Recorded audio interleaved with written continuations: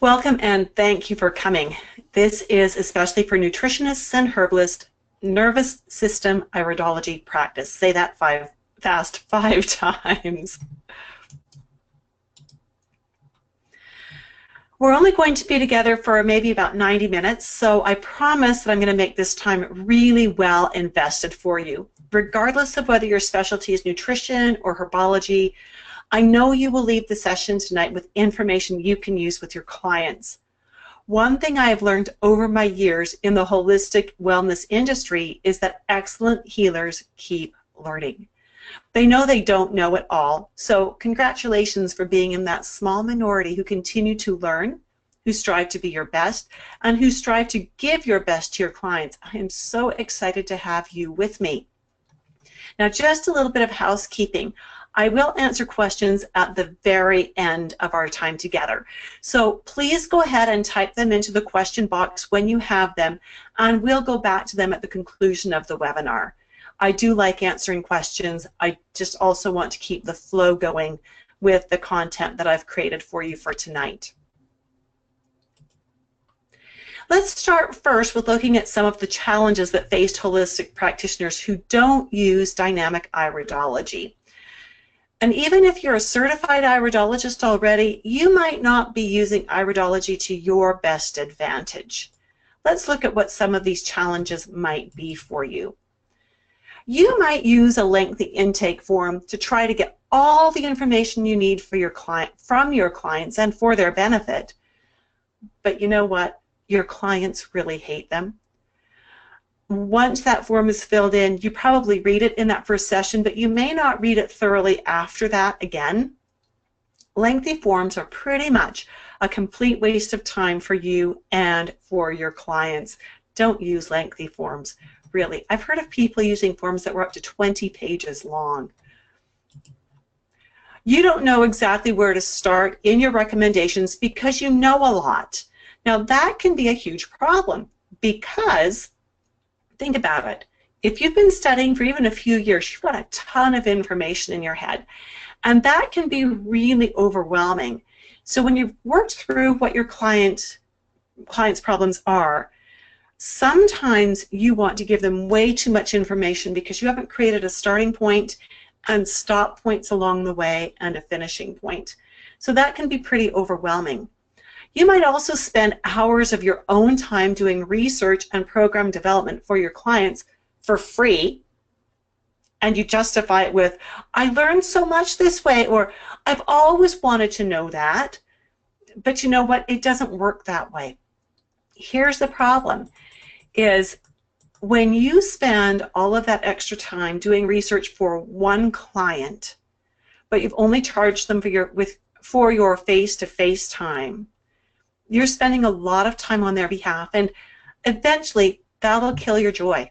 It really will. You'll start resenting the amount of time you're having to do this for and the little bit of money you're making for it, and it won't be a good thing in the long run. The last one is you overwhelm your clients with so much information that they don't come back after the second consultation. Right? You don't know where to start. You don't know how to craft the program, and I'm not saying that to make you feel bad. Fact of the matter is nutrition schools and herbal schools don't teach you how to break a program down into bite-sized, doable pieces. They teach you how to write case studies.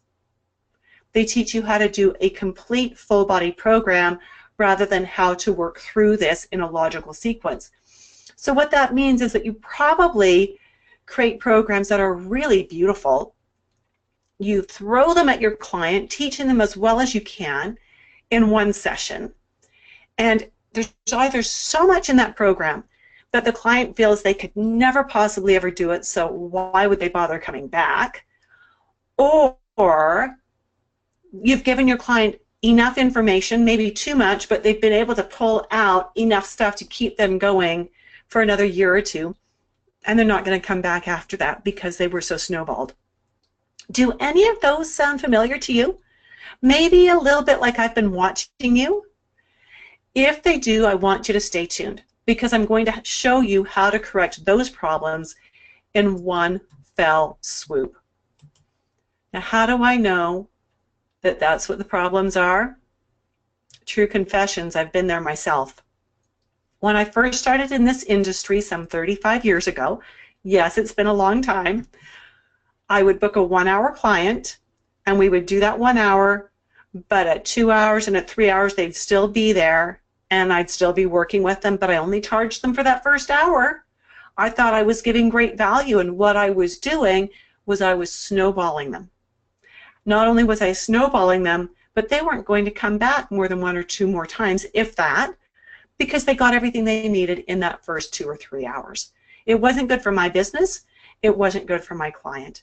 We didn't have a chance to build a great rapport. I also know that these are problems because I've interviewed a lot of herbalists and a lot of nutritionists, and they've all said the same thing. Almost every one of them has been there as well, and they don't want to stay there. So if you're there right now, you are not alone, and you don't need to stay there. You really don't.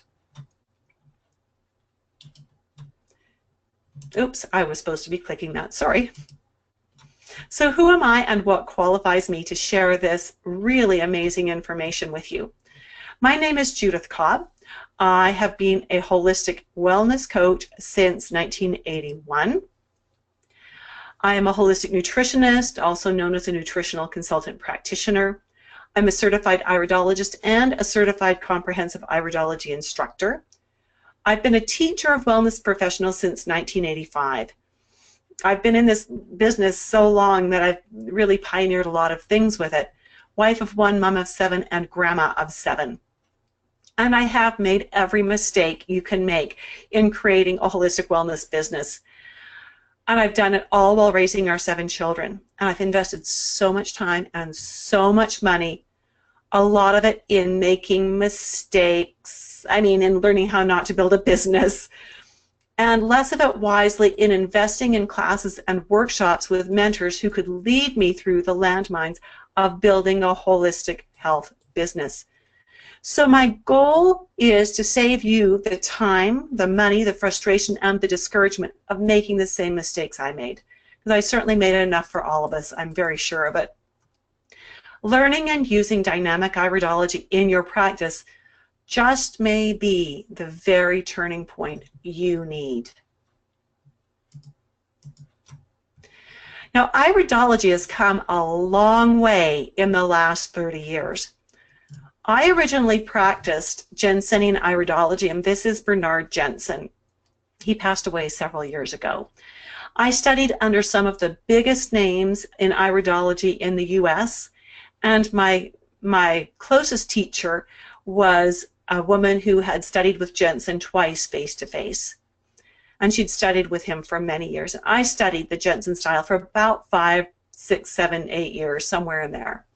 Back then, we were taught that the irides, and that's I-R-I-D-E-S, that's the correct plural when we're talking about the iris of the eyes, show the current state of the body, and that they would change when something in the body changed. So I'd recommend supplements and dietary modifications for clients, and they just didn't get the results we'd been taught that they would. As a result, I became very disillusioned with my iridology training, and I started looking for something better. The opportunity presented itself for me to go to be a keynote speaker at a little town way up in northern Alberta called Peace River. And I did my keynote thing and was really enjoying the couple of days of this wellness conference. And there was another instructor there who was teaching about iridology. I thought I'd attend his workshops because why not? You can always learn something from somebody, right? So I thought, go in and see what he has to learn, and wow, did I learn stuff. He had an amazing iris chart that I'd never seen before. I'd never seen one like it before, and the things he was teaching were not what I had learned as a Jensenian iridologist. I was so impressed. It just made sense. So I wrote down the names that were on this iris chart. They had been generated and created by 2 fellows in the US. And I came home and got busy and sort of forgot about it. Then I was flipping through a herbal magazine that I used to write for, with the producer's name was Stephen Horn. On the very back cover of this magazine, there was an article on iridology. And the author of this sounded awfully familiar. So I looked back to my notes from Peace River, and sure enough, the author of this article was one of the fellows who designed this really neat iridology chart. At the end of this article, there was contact information. So I wrote away and asked for anything that they could share with me on products they had that I could buy that would help me learn this style of iridology. So I got the information, ordered every VHS videotape. Now, I don't know how old you are. If you don't know what a VHS videotape is, ask your parents. They'll know. And so I got these videotapes and I studied them over and over and over again, and I made notes, and I'd watch them again and make more notes and watch them again and make more notes, and this was making such good sense. One night I was in my office. It was late on a Friday evening. I was looking at some iris photos I had taken of a client of mine, and as I was looking at them, they didn't make sense. There was something that wasn't adding up, and I didn't know what to do. I only had learned from these videotapes. I didn't have a teacher.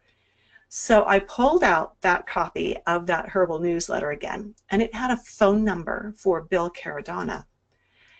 And I called Bill, and the conversation went like this. Hello? Hi, is Bill Caradonna there, please? This is Bill, and I'm dying in shock because it's a Friday night. Everyone should be on answering machine, not in their office on a Friday night.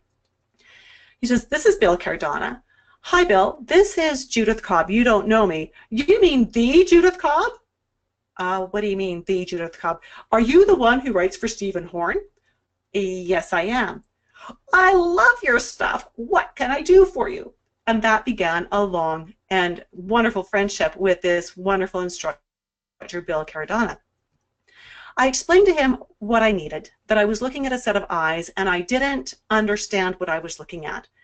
But I could describe them in the same kind of language that I'd learned from the videotapes.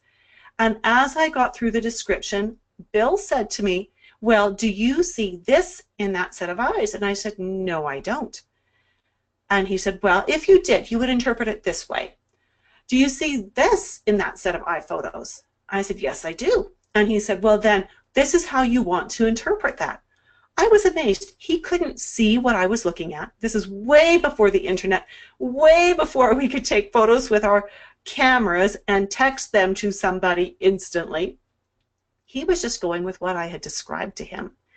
And so he's there looking, or not seeing these, but able to teach me what I needed to know.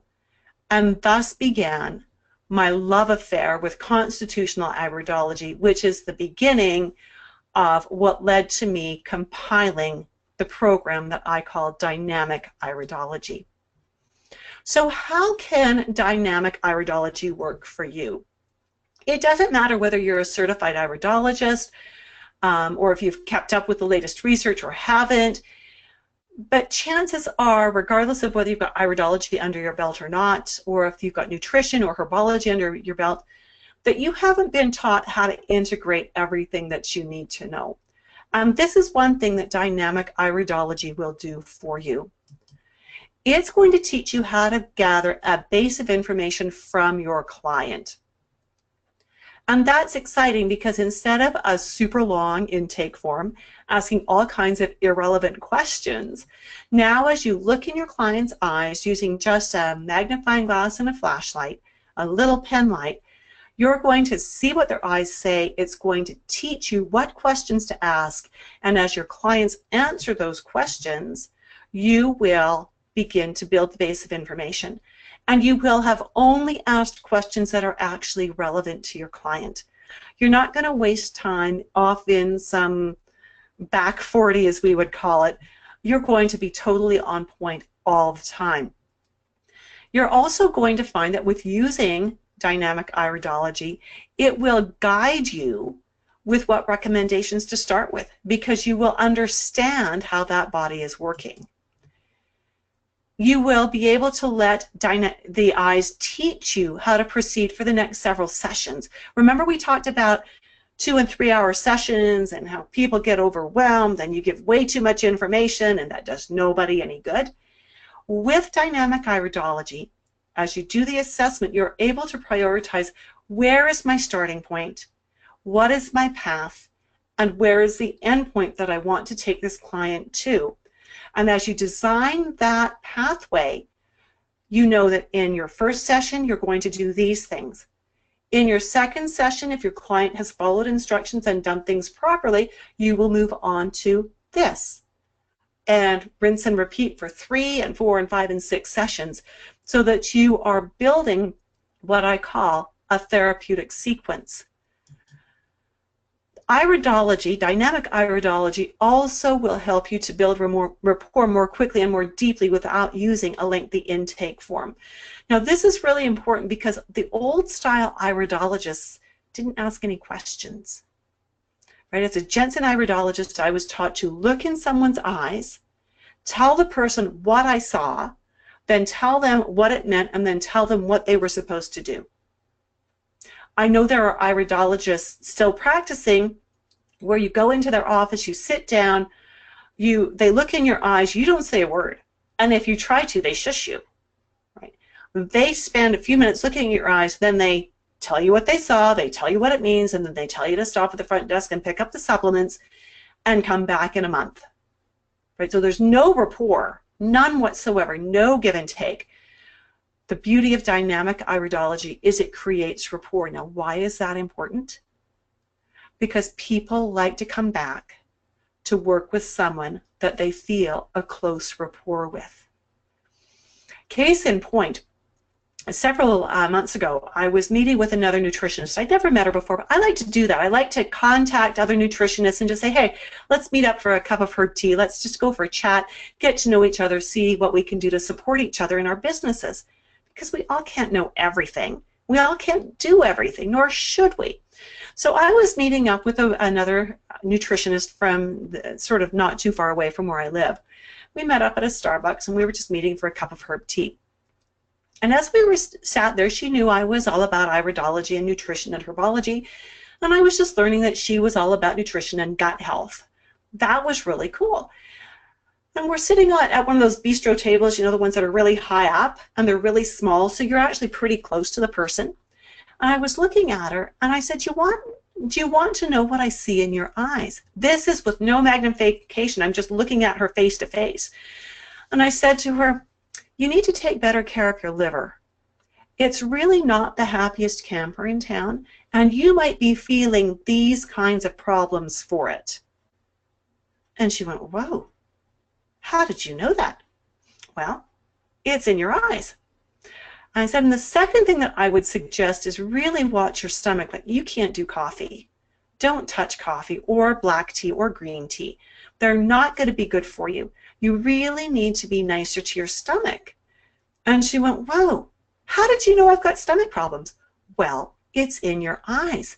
So in just that few minutes, because I was able to directly approach some issues that she hadn't mentioned to me, we started to create rapport, because then I was able to ask, what symptoms do you have? How does that affect you? What are you already doing about it? Have you considered doing X, Y, and Z? It's so much more efficient, so much more graceful than having your client fill out 2 or 3 or 20 pages of an intake form. So what kinds of information do you like to gather when you are starting a consultation? Now, if you're like the rest of us, you gathered name. Everyone likes to hear the sound of their own name, so you want to call your client by their name, their gender, their age, their height, their weight, their birthday, basic stuff, right? And then you need to find out what problems do they want your help with. Because if you don't find that out, you're never going to be able to address their needs.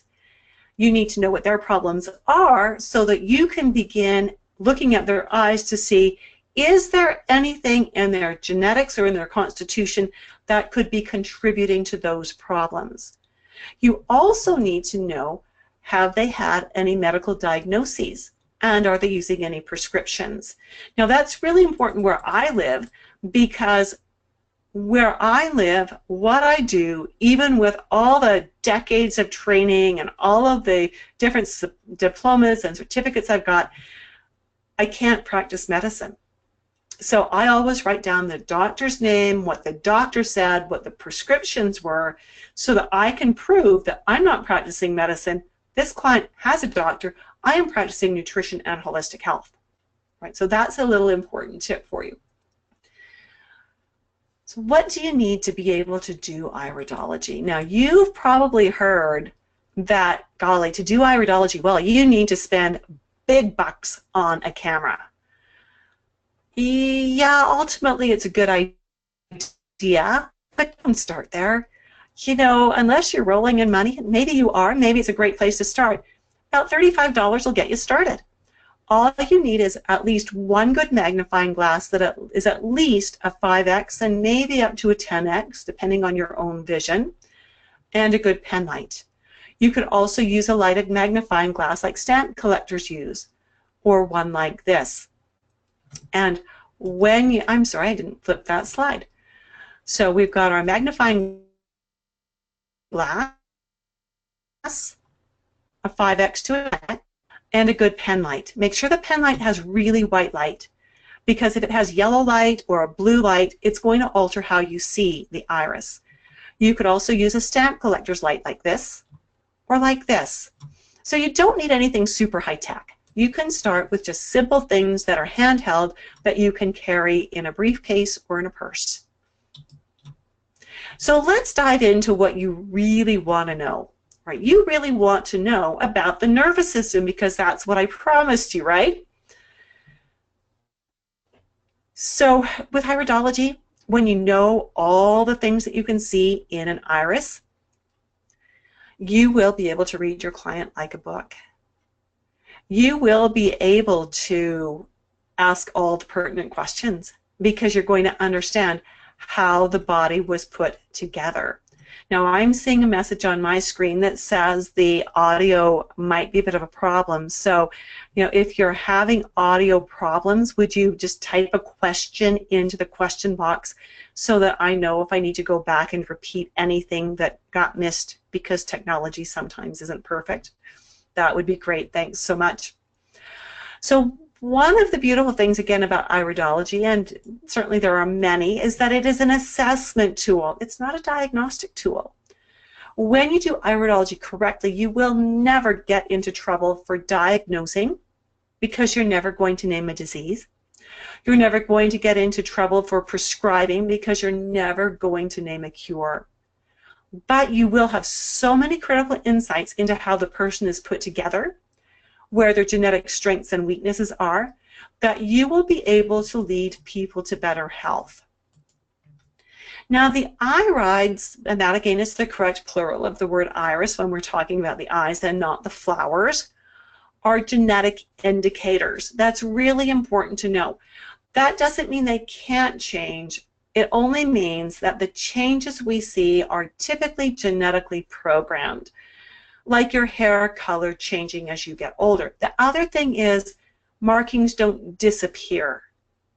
The eyes are accumulative, not dispersive. So we will accumulate other kinds of markings, but they will never go away. That's just not how the eyes work. So again, the eyes are going to teach us what questions to ask. Isn't that lovely to have a guide to help us know what questions to ask? Because when we understand the genetic strengths and weaknesses of the person, we can use it to create a long-term approach in what we recommend for foods, herbs, supplements, and lifestyle practices. Now, these are hazel eyes. Depending on your computer screen, you might see them as almost a red color. Some of you will see them as being more brown with yellowy, greeny, olivey colors in them. That all is depending on how the colors are set in your computer. There's a vast range of settings, and I've got two computers on the go right now. One of them, these pictures are almost red. They're really almost red irises. It's pretty intense, really. But the one that I'm teaching from is showing me more of the brown with the olive color. So, you know, when I call them one color and you're going, that's not what my computer shows, that's technology for you. Hazel eyes in iridology are also called biliary eyes. Now, if you recognize the root of that word bili, that refers to bile, which is going back to the liver. So when we see a biliary eye, that tells us we are going to be asking questions about the liver. So using modern technology now, we can see tons of detail that we can't see necessarily with a handheld magnifying glass and flashlight. And that's okay if that you're starting there. Perfectly fine. You'll build your way up. We are talking about the nervous system, and so we need to do a quick little review over parts of the nervous system. And I'm hoping you're already familiar with this, and that in any training you've had, you've done a good anatomy and physiology class. Very important for holistic practitioners to have that under their belt. As we talk about the nervous system, we really are going to focus right down here at the very bottom of our chart on the parasympathetic and sympathetic nervous systems.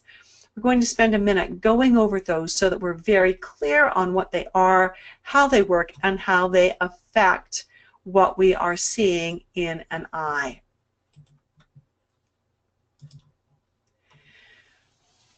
When we have someone who is activating the sympathetic nervous system, this is a really adrenaline-rich response. It's that fight or flight response. If you drive a lot on busy roads in the city, this is the feeling when someone cuts you off in traffic and you have to slam on your brakes. This is the feeling when your teenage son jumps out from around the corner and goes, boo! And he thinks it's hilarious because you nearly have a heart attack. Those responses that you have are all about sympathetic nervous system, fight or flight. This surge of adrenaline is all about saving your life. It increases your heart rate, it increases your respiration rate, and it increases your blood pressure. All of those are about feeding the big muscles, giving them what they need so you can either fight or you can run. So one of my other favorite analogies is you're sitting up on a beautiful mountain pathway, you're out for a backpacking trip. You're sitting there eating a sandwich with avocado and alfalfa sprouts on lovely multi-grain, whole grain, rustic bread. And behind you, you hear grrr, and you hear branches breaking. You stop eating for a second. And you hear it again, grrr, and there's branches breaking, and you are really, wow, that adrenaline is pumping. You're ready to throw that sandwich and run. And then what you discover, it's your hiking partner trying to scare you and doing a darn fine job, I might add, as he's been out for a little side trip while you are eating your sandwich and he's coming back. He just thought he'd see if he could get the best of you, and it worked beautifully. While you were enduring this heart rate, this respiration, this blood pressure so you could run or fight, your pupils dilated. They got gargantuan so that your peripheral vision is better. You stop digesting that sandwich because really it's unimportant. If you're going to be running for your life, you can't be digesting things. Saving your life is more important than digesting a sandwich. And you start sweating because that's going to keep you cool so you can keep up this elevated energy that you need to do. Well, when you discover it's just your hiking partner, and you've maybe slapped him on the shoulder and maybe said a few sharp words to him or whatever, then your parasympathetic kicks in. And this is the rest and digest. So this brings you back down to this world. Get your feet back on the ground. Your heart rate comes down, your respiration comes down, your blood pressure comes down. Your pupils come back down to the proper size for whatever light you're in and the rest of the situations you're in. Your digestion starts working again, and you stop sweating because you're going to get cooler now and you don't need to be sweating. So how does that actually affect anything in your eyes, really? We've got a couple of things that go on here. First is a visual stimulus. What you're looking at can, as well as some emotions, can make your pupils get huge. And this is important because pupil size is one of the things we watch for in iridology, especially with the nervous system. Positive images, so images that you like looking at, an image, a picture of a loved one, holiday pictures of the best holiday you ever had, things like that. they'll make you start responding. Deep concentration, if you're thinking really hard, that's going to have an impact. Extreme fear, like the bear chasing you, and dim lighting. Those are all the kind of visual stimuli that send messages via the afferent nervous system to the brain. The brain interprets it, sends a message back via the efferent nervous system, and tells the pupils, get bigger. We need to be open here.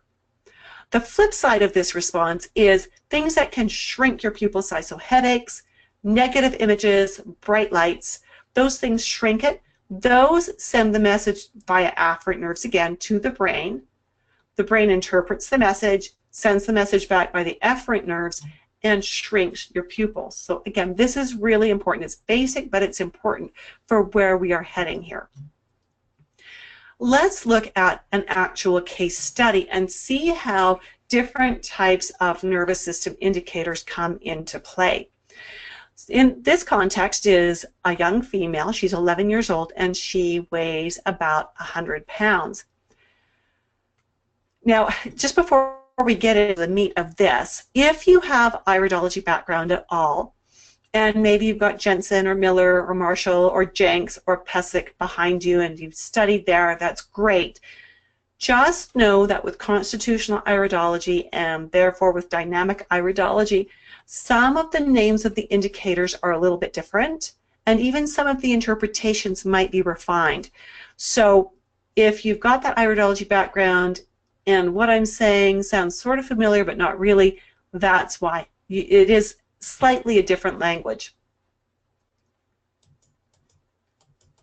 Alrighty. So again, with this client, I got her gender, her age, her weight, her name, all the basic stuff.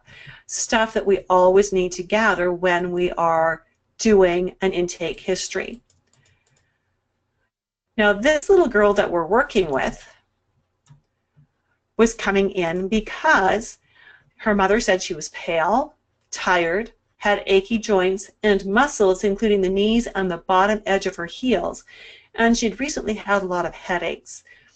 There was no prescription from the doctor and no diagnosis from the doctor. I had to gather more information as well to find out not only what was going on, but how this was impacting her. Now, this little girl is a dancer. She's a competitive dancer, so she dances at least 3 nights a week. She tends to have a bit of asthma, usually in the spring, usually when the pollens are really flying up here. So how does this all tie into her predisposition to carry her stress physically? Well, we're going to see as we actually form her case here. She's a bit of a picky eater, and she'll only eat a few foods, and she mostly eats fruit. The family has a medical doctor, but they only use the doctor as a very last resort because they prefer natural and holistic approaches instead. So as a result, there's no diagnosis because they haven't tried the doctor yet.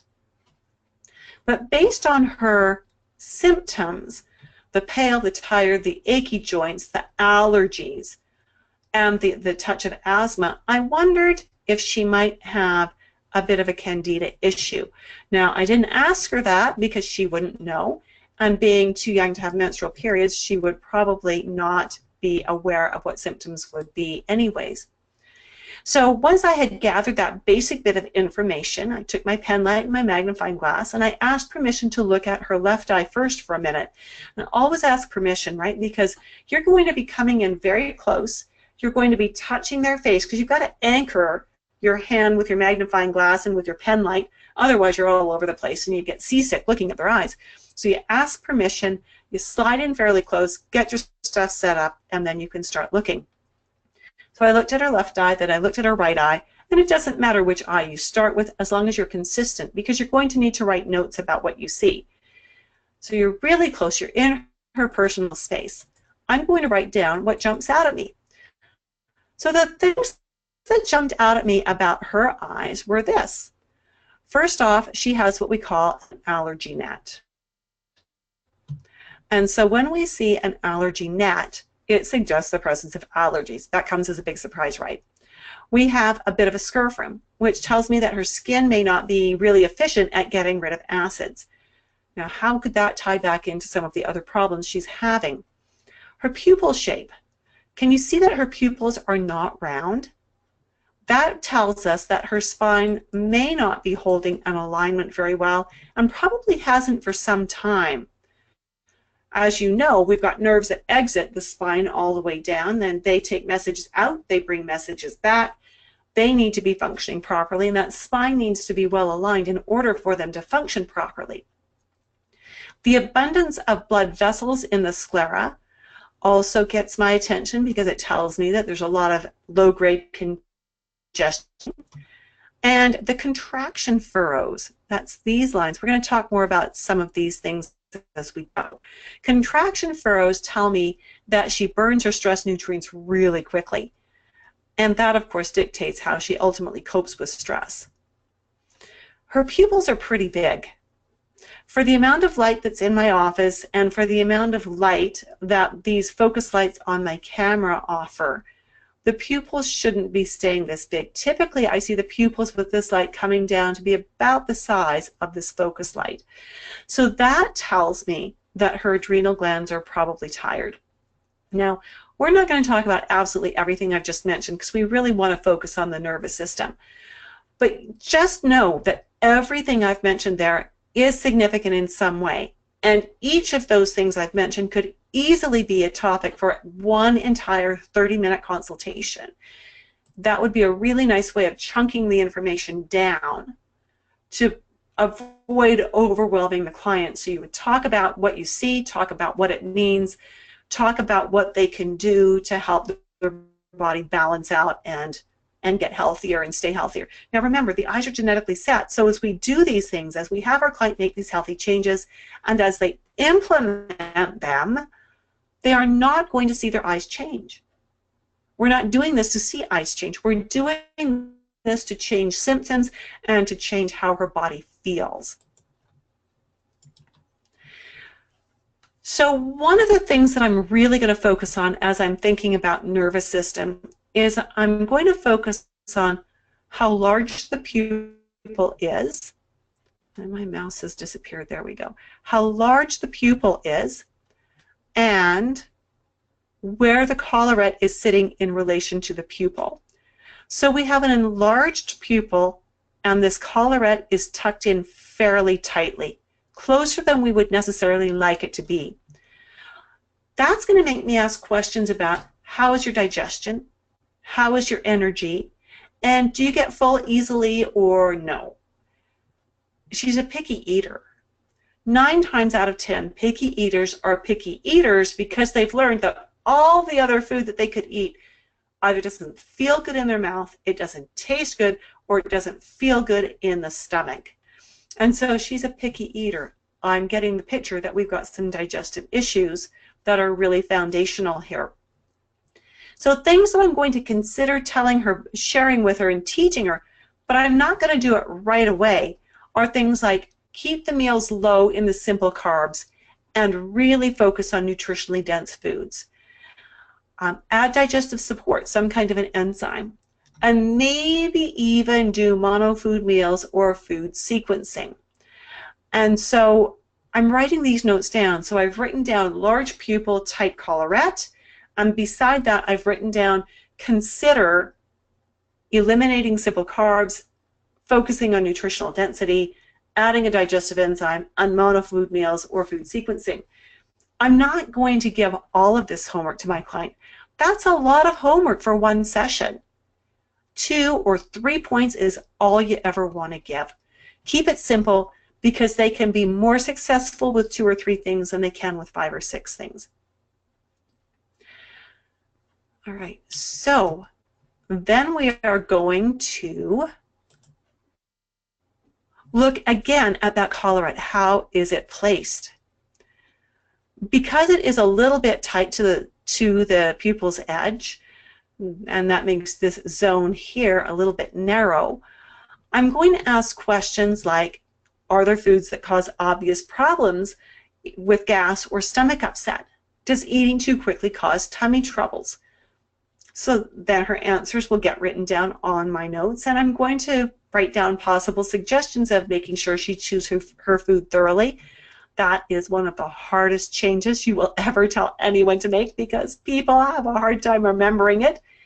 And possibly suggest limiting fluid intake with their meals.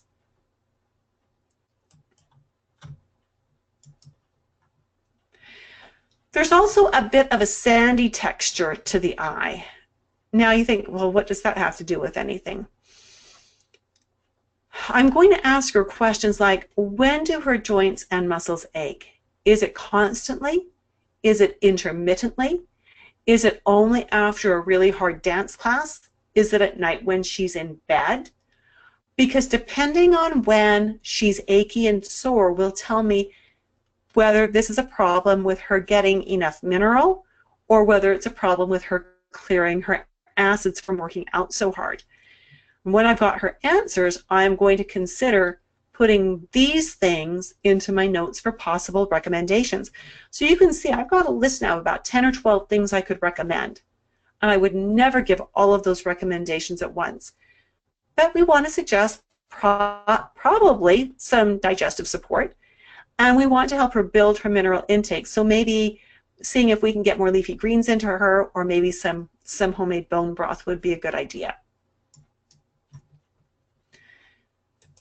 And then we have these contraction furrows. This is another place where, as they say, the rubber meets the road. This is an important marker for the nervous system. Very important. These contraction furrows tell me lots about this girl, and so I'm going to ask questions like, does she wake up during the night? And how many hours of sleep does she get? How does she feel prior to a dance recital, a competition, or a dance exam? When she's stressed during the day, where does it show up in her body? Is she a perfectionist? What goals does she have for herself? As I get those answers, I'm going to, of course, write them down and start compiling some suggestions. And some of the ideas that I might be wanting to write down might be things like, make sure she gets enough protein to keep her blood sugars balanced, especially since she eats a lot of fruit, right? There's not a lot of protein in the fruit, and with the amount that she's dancing, she maybe needs more protein. Consider the importance of downtime before going to bed. Shut off the TV, computer screens, and phone screens at least 1 to 2 hours before going to bed to get the serotonin, melatonin conversion starting to happen. And suggest other ways of releasing stress for her. Now, we could go into supplements as well, but we're not going to go that far tonight because we probably don't have time. But there are certainly things that we could potentially put down as supplemental suggestions, right? Another piece that is really important for the nervous system, again, is looking at the size of the pupils. When the pupil is large like this, it's called mydriasis. When the pupil is large like this, it suggests that the adrenal glands have been working overtime, that this is a person who spends a lot of time in the sympathetic nervous responses. So they're always on edge, they're always in fight or flight mode, and they're always ready. Totally ready. They're right there on edge. So we need to ask, how is her mental focus? Is she fatigued? What are her sleep patterns? And I know we've asked about those in previous slides, particularly the sleep. Ask it again. Ask it in a different way. You would be surprised how rewording a question, or maybe you wouldn't be surprised, you might be surprised at how rewording a question can elicit different information, and that information could be just the thing you need to hear to help you create the best program ever for this client. I wanted to ask her as well, when does she feel best in the day? Is it first thing in the morning, or is it late in the evening when she's getting a second wind? And does she get a second wind? Those are all questions that will lead us towards understanding, are her adrenal glands doing well, and is her sympathetic nervous system in overdrive all the time? Some possible suggestions are 4 to 6 servings of protein a day, little servings, but 4 to 6 just the same, especially on dance days, so that we've got her energy up, we're keeping her blood sugar stable. We might want to suggest firm bedtime with the lights out, like not going to bed and reading a book for 30 minutes or anything like that, but just going to bed, lights out. getting 9 to 12 hours of sleep per night, and having a lazy day every few weeks to recharge. We certainly are going to want to consider restricting sugars and including fruit, but this is still on our list of possible suggestions. We haven't taught the client anything just yet. So with what we've discovered about this little girl and her eyes and her health, these are the things that I suggested to her as our starting points. Because we have a lot of nervous system interaction with the adrenal glands and with the way she burns her stress nutrients, I started primarily with foods, and the first thing was, let's try to get 4 to 6 servings of protein in every day. Little servings, just maybe 2 ounces, tiny servings, but frequently every few hours to keep her built up. That takes stress off the adrenal glands. When the stress comes off the adrenal glands, the nervous system comes out of sympathetic mode and goes more into parasympathetic. That's a good place for her to go. I also suggested that we focus on foods that were high in calcium and magnesium, and offered that we could do a supplement if they felt they needed it. And I gave them a little list of foods that they could experiment with, knowing that the daughter is a picky eater, and knowing that it was going to take mom probably a month to incorporate all these food changes and to get things rolling in the right direction. You know, it can be, and the foods can be something like, if she likes brownies, there's some great like zucchini brownie recipes that are whole grain, or you can make them with gluten-free if you want, and they've got carob powder in them for the chocolate part. They've got organic sweeteners in them. And there's a lot of ways to hide things. I've even had clients give me recipes for brownies that had green beans in them, and you never know it. They were wonderful, right? So it was an experience in coaching mom to be a little bit radical, a little bit out there. I also suggested that they use hemp parts and make their own homemade protein bars, because I have a recipe that I give my clients, and it's on one of my websites, a website called goodandnaturalrecipes.com. And I suggested that since this girl also liked cooking, that she could make them herself, because it required actually no baking. Just make these bars and store them in the fridge. So that was cool. The second big piece of homework, so that was our food side. Not too much there, going slowly. Told the mom I didn't expect her to have everything in place by tomorrow, because I knew that wasn't going to happen. The second big piece of homework would be a firm bedtime that allowed for at least 9 hours of sleep and up to 12 hours of sleep, with lights out promptly and on time.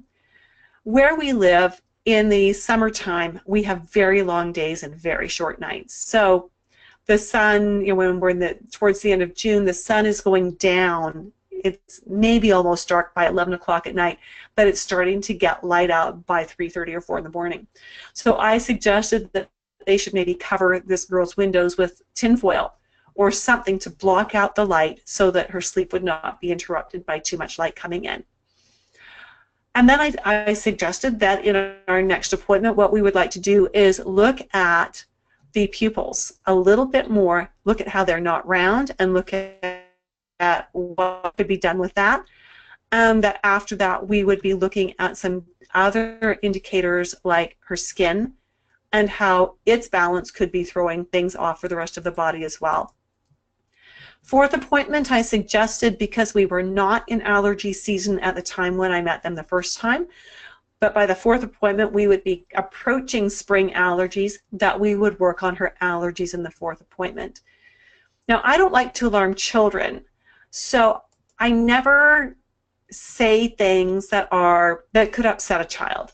It's just totally not productive, right? So I would say something, and I did say something like this to this little girl. I said, it might take us a few months to get your sore muscles under control, but we're going to keep making little changes and recommendations until we've got you feeling great.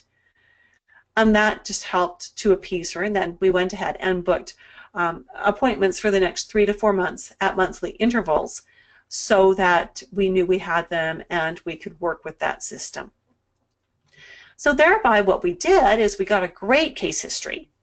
We created a protocol that was going to take us through 4 months with different homework, add-on homework each time, but gave them time to implement the changes in between appointments. Let's look at a few other eyes that speak of nervous system. This is a male, age 11, whose parents brought him to me because the teachers were complaining that he was not paying attention well. The parents had noticed also that he would not stay on task well at home and that his behaviors were sometimes out of line. The school had requested that he be tested for ADHD. And the parents, a little bit reticent to do that, but what do? Were nervous because that, of course, leads down that pathway that likely means needing Ritalin. And so we wanted to really avoid that with this child. We brought this child in, and he's such a nice young man, but his mind wanders, and he'll tell you things that are like any child, right, but maybe a little more than some kids. So first thing I noticed was all of these contraction furrows. Look at all of these lines that are coming around and around and around. Again, remembering back to what we learned on the previous set of eyes, this suggests that he burns through his stress nutrients really quickly. So his B vitamins, vitamin C, calcium, magnesium, they go up in smoke instantly. This little boy has any stress, anything going on, and his body just incinerates those nutrients, and there's nothing for him to rely on then. He's running on empty. So questions I asked him is, does he wake up during the night, and how many hours of sleep does he get? Part of his answer to that question wasn't just hours and how much sleep he gets, but it was about ghosts in his room and nightmares, and there's some of the ghosts are friendly, and kind of went off on one of those tangents. When he's stressed in the day, where does it show up in his body? And he had to think about where it shows up, and that it shows up with him feeling a bit jittery, a bit fidgety. He just needs to be moving. He burns it off by moving. Is he a perfectionist? Well, not really, because as his parents said, he can't pay attention long enough to do anything perfectly. So he'll do really well on what he does, but there's no stress attached because it's never finished. And what goals does he have for himself? Because he's had such problems paying attention, he has no goals. He has no idea of what he's capable of. Now, I want to back that bus up a little bit, because when I see contraction furrows, I know that when we get this person's diet and nutrition right on, this person is capable of achieving amazing, wonderful, great things. They're usually really intelligent. They're usually very focused. They usually don't like to waste time, and they become very industrious workers. And so it became really important for us to help him get his focusing abilities on track so that he can, before he gets much older, figure out what he wants to do with his life. So some ideas, again, that we could recommend that went on the possible list was to make sure he gets his protein to keep his blood sugars balanced. Really important for this boy. Consider the importance of wind down time before going to bed, shut off the TV, the computer screens, and the phone screens, and suggest quiet, manipulative activities in his desk at school. ADD kids and ADHD kids often learn through body movement. So if he has to sit at a desk quietly and listen, he's not really going to learn well because he needs the movement. So I suggested working with his teachers and getting a Gumby, if you're old enough to know what a Gumby is, or a Pokey, or an elastic stretchy ball, or a squishy ball like a stress buster ball, to keep in his desk so that when he has to be sitting and listening, he can just slide his hands into his desk and get this quiet little thing and fidget with his fingers with it to help him stay on task mentally. Pupil shape is really interesting because pupil shape also, size and shape tell us a lot about the nervous system. When the pupil is not round, and you can see very clearly these pupils are not round, it tells us that his spine does not hold in alignment well and has been out of alignment for a long time. He's an 11-year-old boy. What is the likelihood that he's fallen off a bike, fallen out of a tree, fallen while he was playing hockey, fallen while he was playing soccer, whatever, and parents being parents, and no fault to the parents, scooped him up, gave him a kiss, sent him back out to play? right? I mean, we do that, right? That's what we do. Kids bounce and we let them bounce. But somewhere along the way, something has happened that has really misaligned his lower back, which may actually make it uncomfortable for him to sit for very long. And he may not even be aware that he's uncomfortable. He may not remember being any other way. This may be his normal, so he may not know that that discomfort he feels when he sits for too long is not right. So on the list, I put Dorn treatments. Dorn is a very gentle spinal alignment. What we did with this little guy, besides doing the protein with him, we did liquid B vitamins and calcium and magnesium. And the transformation was nothing short of amazing. I'll be seeing him again very soon as we gear up to get him back into school in September. But his mother actually had broken her leg, and he was trying to spend some time with her, this little boy was, and she said, well, let's play Go Fish. So they got out the cards. As they were sitting on the bed with Mom's leg elevated, they were playing Go Fish, and they finished one game, and he said, well, let's play again, Mom. And they finished a second game, and he said, let's play again, Mom. And she said, almost with tears in her eyes, we never get through one game, let alone two and on to three. So even those simple changes of that bit of diet and the B's, C's, calcium, and magnesium had helped to ground him, to help him focus better. And we wouldn't necessarily know to do that if we didn't see his eyes. We've also had him come in for a Dorn treatment, and we'll be doing that with him periodically as well. Here's another case. This is a male, age 62. He wakes with frequent anxiety, so during the night it's not uncommon for him to wake once or twice with his heart just racing and just fear, right? He talks about how he wakes up and total panic. He has to get out of bed. He has to wander around the house for a few minutes, calm himself down, get something to eat, and then he can go back to bed and be okay for a few more hours. He's easily overwhelmed, and then when he is overwhelmed, he has problems making decisions. He's been diagnosed as having adult ADD. Now that's a bit of a challenge because he is also self-employed, and if you don't focus well enough, you don't get the job done. So we went back to some of the questions that we've asked the two children that we've already seen. Does he wake up during the night, and how many hours of sleep does he get? Oops, didn't change that slide. When he's stressed during the day, where does it show up in his body? Is he a perfectionist? What goals does he have for himself? And then again, the same possible suggestions with one minor change. So we're balancing his blood sugars with protein possibly, looking at being more diligent with specific bedtimes and with turning off computers, but also suggested daily physical activity because his employment is quite sedentary. He likes to walk, and he also likes the martial arts. So I suggested, well, one day could maybe be a 30 to 45-minute walk, and the next day could be a martial arts workout. When you look at his pupils, you will also notice that they are not round. See how flat this one is here? And how flat this one is here?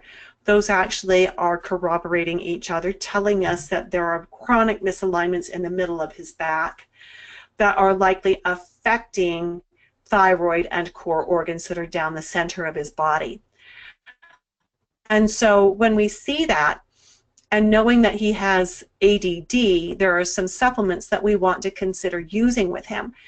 So on the possible list, we're going to be thinking about things like giving him a little bit of caffeine. Now that may sound crazy. I didn't say coffee, I said caffeine, because caffeine can help to bring his adrenal glands up. Notice how small his pupils are. He actually functions more in the parasympathetic mode.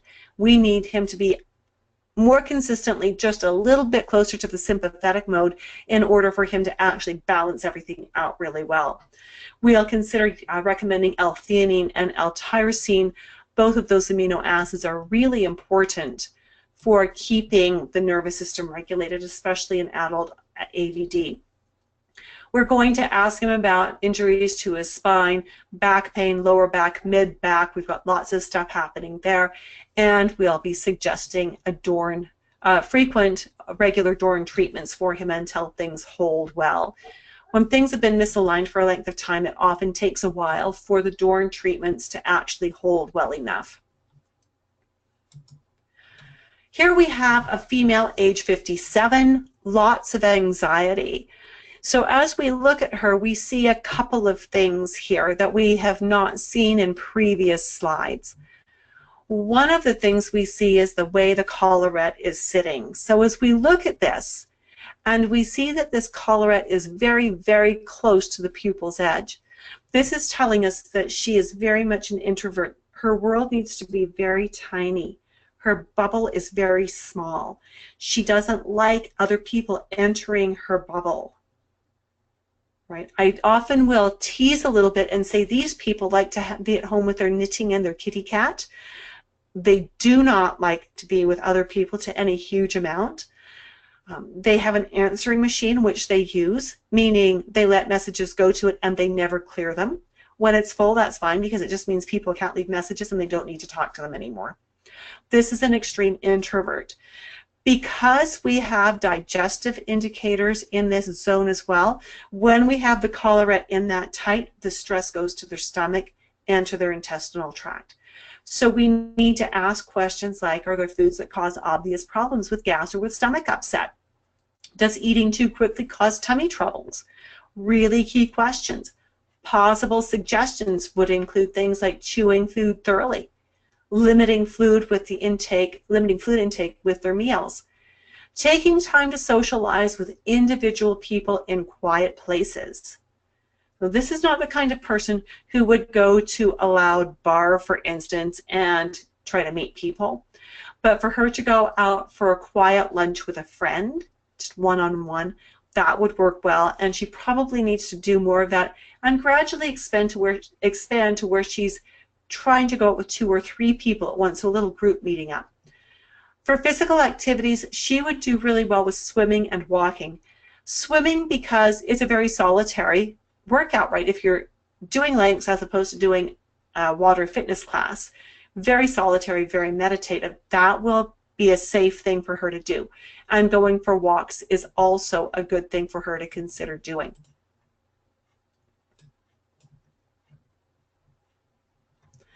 All right, so that gives us some ideas of things to suggest, and we work with her, find out what her issues are, and work from there.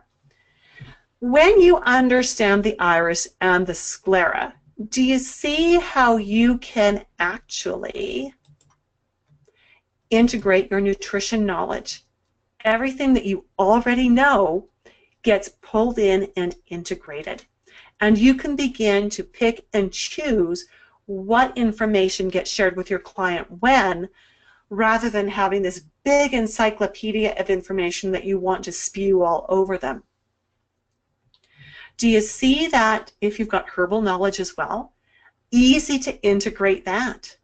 Choose 1 or 2 herbal remedies, 1 or 2 food changes, 1 or 2 lifestyle changes, and you've got your program made for 1 or 2 specific issues. You can integrate your lifestyle knowledge. If you've got some good life experience under your belt, you'll be able to more quickly and easily draw on that to integrate it into your program. And you will be able to prioritize which pieces of homework you share with your clients and when.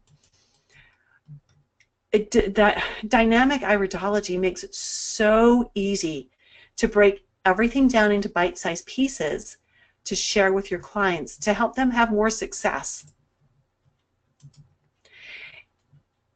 Oh, that slide is showing up strangely. Let's just fill the whole thing in then. When you can have learned how to integrate iridology, nutrition, herbology, and lifestyle into your assessment and recommendation process, it will help you to get rid of those lengthy intake forms, because it will help you to know exactly which problems to address first and what recommendations to make. It will significantly reduce any research and program design time you do outside of your client time. You will be able to give up doing unpaid homework, and that's a really good thing. It also will help you to not overwhelm your clients anymore, because you will be giving them bite-sized pieces of homework, pun intended, so that they can be more successful from appointment to appointment. None of us wants our clients to be a massive failure in one step, right? We all want our clients to be huge successes in baby steps so that they learn what they need, they implement it, it becomes lifestyle for them. And it'll help you to look incredibly smart as you create individual protocols on the spot while you are with the program, using the information that's in your head. That is really awesome. Going to encourage you to be on the lookout, because I'm going to be doing more of this type of webinar over August, September, and into October.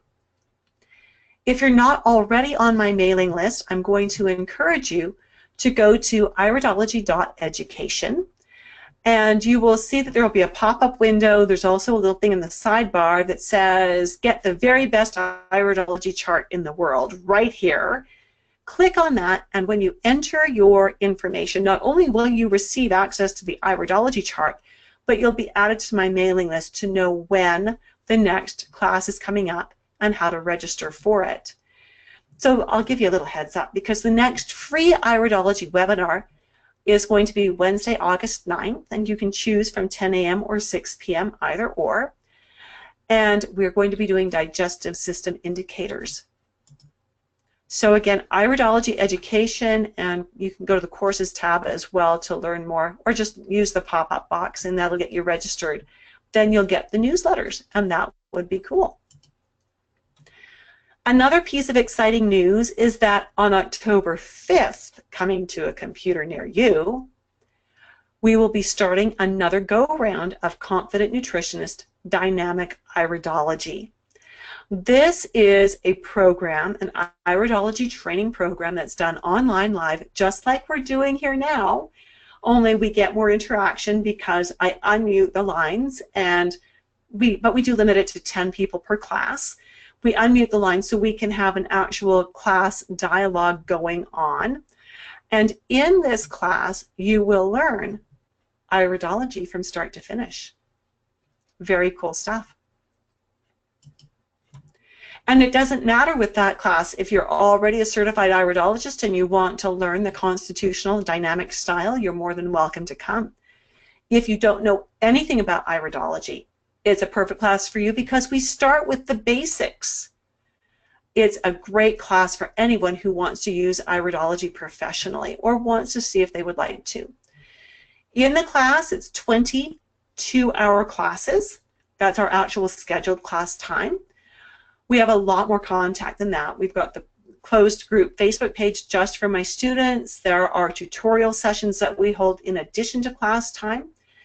In this 40-hour class, you will learn iridology at a clinical level. You'll learn what the different eye colors mean, the different colors within the eyes, the different markings with the eyes. So for some of you, I know that means that it's going to be a review. You've already got some iridology under your belt. Others of you will have some relearning to do, where you're taking what you already know and you're shifting it and updating it. And some of you might be starting from scratch, and that is perfectly okay.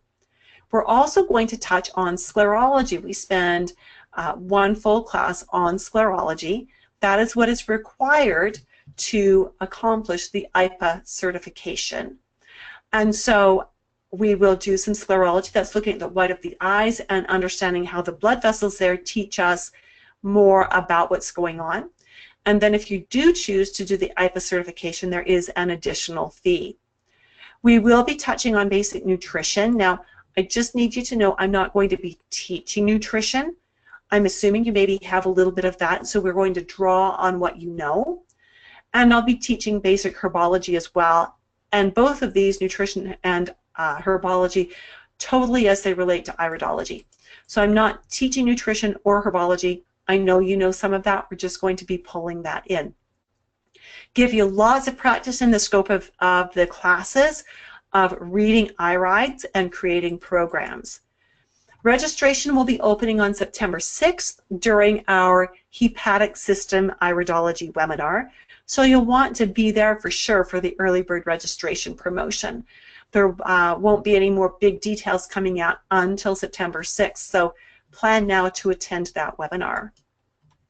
And be sure to come back, right? Come back again. Come back on August 9th to learn more about the digestive markers in the iris, where we do our little expose on how to read those. Alrighty, that's all of the content for tonight. So just wanted to check and see. I haven't seen any questions coming in, but wanted to see if there are any questions that you would like to have answered. We'll just give a minute or so to see if anything comes in. You know, in the scope of the class, we actually end up looking at eye photos of babies. I've got a really snappy eye camera, and I can often get photos of children as young as a year, year and a half old. So I'm building my library of those, and that's always fun. I've even got a picture of a dog's eye. Not that I know what to do with it, but I've got it. And so we'll look at baby eyes, children eyes, adult eyes, senior adult eyes, lots of different eyes. And it doesn't look like we have any questions coming in this evening, and so that's just fine.